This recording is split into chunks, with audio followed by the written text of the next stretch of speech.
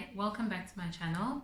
This week has been a very good reminder to me about the importance of personal branding, and I truly believe that you can never be too young to start working on your brand. So in this episode, I want to take you guys through how to communicate your brand, how to nurture your network, how to make your image match your personality, how to tell your own brand story. I really think that these are things that are important, not only as a young adult, but way into your career as well. It's very important to know who you are, what you stand for, and how to let the world know your story. So let's get into it.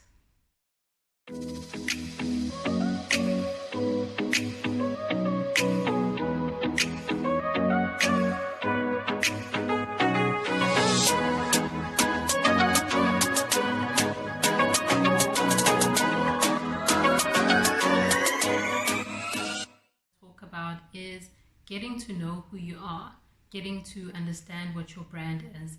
And the best way to do this is to look at the way that you judge or critique brands and what they stand for and what their values are. That is the same way that you should be looking at yourself. So the sooner you start seeing yourself as a brand, the better, because then you'll understand that that's the way that people view you as well. So people look at your values, what you stand for, and all of that. Those are the most important things.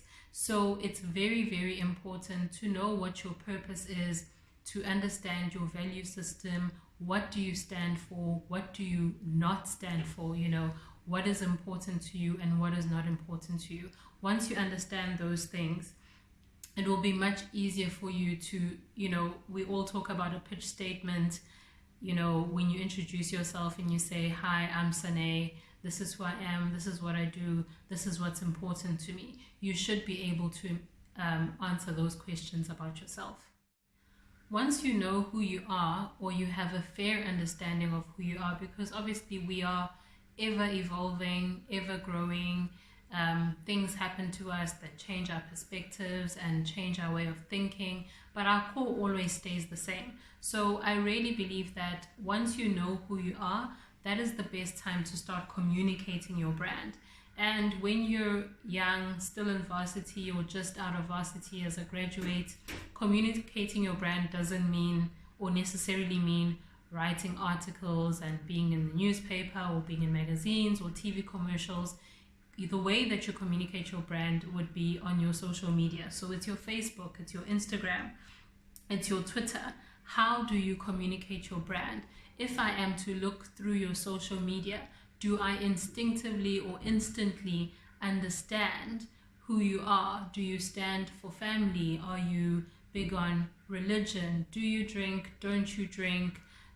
What are your views on racism? Or maybe you have no views at all. So I believe that it's very, very important to make sure, especially on social media, that you don't do things for likes, that you don't do things for the hype of things. Things trend a lot. It doesn't mean that when something is trending, you need to instantly get on that trend. You need to always stay true to your brand. So I always recommend to my clients, those that are influencers or celebrities, to always do a social media cleanup. Always check that whatever it is that you're talking about is still true to your core, still true to your personal brand, because you never know who's going through your social media. And as a person who does hiring at times, or who sits in meetings where people are looking for influencers or celebrities to collaborate with, I can tell you that that is something that is important. So the way that you communicate your brand, the way that you tell your brand story is very important, because in most cases, before I even get to you, the first thing I'm going to do is Google you or go through your social media to get a better understanding of who you are and whether who you are suits the brand that I want you to partner with or the company that I want you to work with. So communicating your brand or telling your brand story can be done in a variety of ways. The most important thing that I would say is stay true to yourself. Be authentic. Don't do things just because you want to trend or you want to get likes, or that's the thing that everyone's talking about at the moment. It's very, very important to stay true to who you are. One thing that's really gotten me through my career is understanding that as much as there are hundreds and maybe thousands of public relations practitioners and public relations professionals in the country or around the world, no one can really do what you do the way that you do it. And it's very, very important to understand that. It's very important to understand what it is that you bring to the table. You may be in a career that has many different facets to it. For example, in public relations, we write, we do events, sponsorships, crisis management. Some people are not good at every item on the list, but there's certain things that they are the best at. Maybe they're the best writer or the best person to bring when there is a crisis. So once you know that that is what you bring to the table, that that is what is important to you, work on that. Be better at it. Be the best at it. So be the best writer in the game, the best problem solver, the best event stylist, or the best event planner, or the best, event manager. Know what you bring to the table, value it, take care of it, make it better, make it the best. What does the way you dress or your appearance say about you? Now, this is not to say that you shouldn't, play around with your hair. I mean, you still have a personality, and your personality should shine through in everything that you do. I said this in one of my previous episodes where we were talking about putting together your CV, and I said your CV is a representation of who you are, and we should be able to see your personality in your CV. So the way you dress also is a representation of your personality. So if you are a serious person, we'll probably see that through the way that you dress. If you're a conservative person, we'll see that through the way that you dress. If you're trendy, funky, wanting to keep up all the time, we'll also see that in the way that you dress. So what's very important is that, once again, you stay true to who you are. Don't dress a particular way because that is what everybody is wearing at the moment, or that's what you're seeing in the magazines. Your network is going to be the people that you go to when you're seeking advice, when you're seeking mentorship, when you need someone to proofread or edit your CV, when you need someone to bounce things off of, or someone to test you and ask you questions before you go to that very important interview. Nurture your network. Once you find the key people that are important to you, that are positive in your life, that add great value to your life, work on those relationships. Check in, meet up, because once you find your people, your clique's going to be with you for the longest time.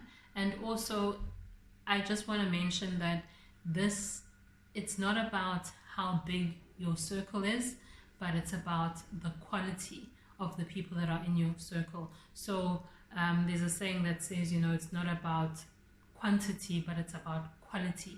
And that's what it is as well with your network. And also, your network can grow, so your circle can get bigger.